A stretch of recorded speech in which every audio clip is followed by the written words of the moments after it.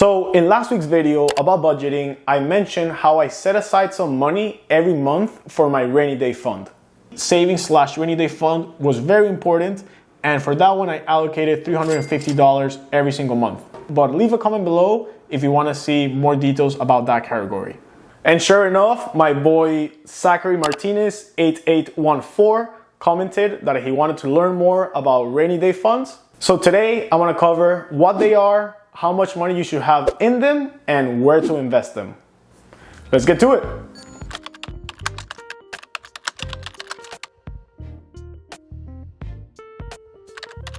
So rainy day fund or emergency fund is, like the name suggests, money that you have set aside to give you shelter during the rainy days.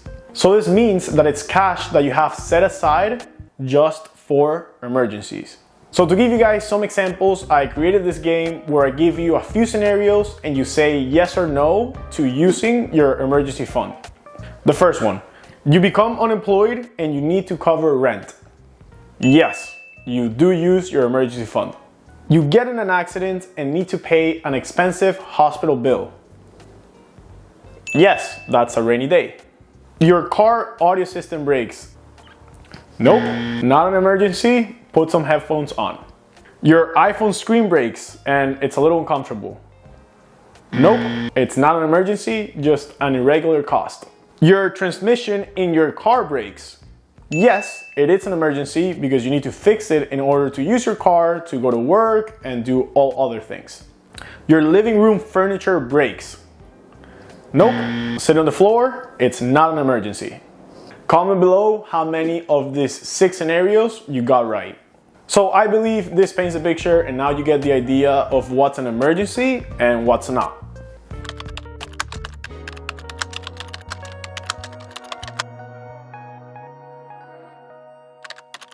Building up a rainy day fund is a process, and it helps to start by setting incremental goals. And I think there's 3 of them. The first one is saving $1,000 for your emergency fund, which is easy enough to understand. The second one is saving 3 months of living expenses. So to cover what living expenses are, if we go back to my video about budgeting, you know that I did 3 categories in my budget. They're gonna be the fixed cost, the variable cost, and what I call the free money spending.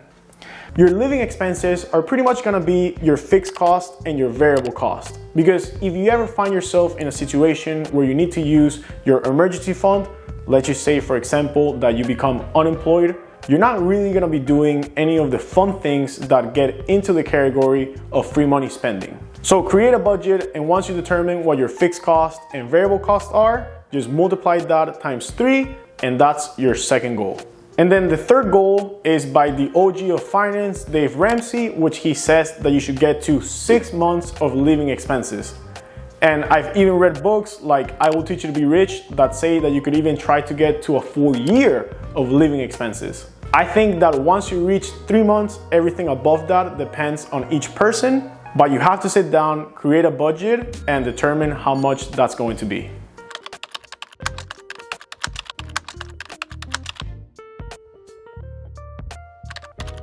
So I kinda clickbaited here because the answer to where should you invest your rainy day fund is nowhere. Rainy day fund shouldn't be treated as an investment. It should be treated as a cost.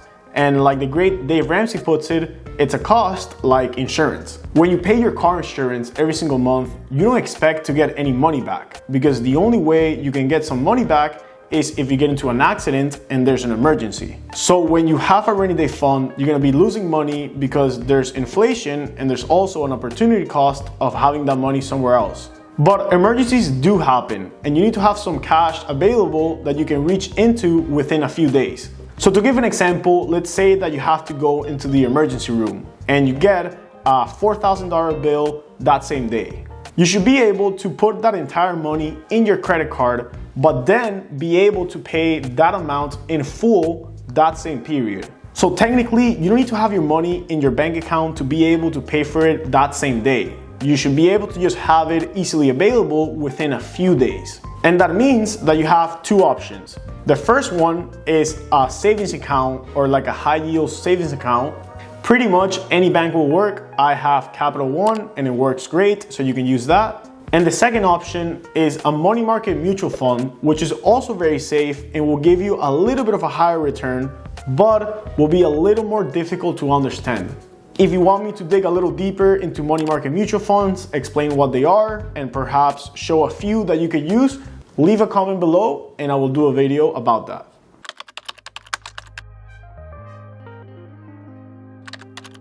Remember one thing that I always say: you only crash your car the same week that you twisted your ankle. What I mean by this is that accidents happen usually when you least expect it. And once they do occur, they happen very close to each other and tend to compound. 2 years ago, I became unemployed because my visa expired and I was waiting for my new status. And during that time, I got an expensive car bill and also got a very heavy rent increase. If it wasn't because I spent a lot of time saving into my emergency fund, I probably would have gotten evicted. So you have to do the same. You have to set money aside and be very disciplined in not taking any out of it unless it's an emergency. Keep working, and I'll see you next time. Peace.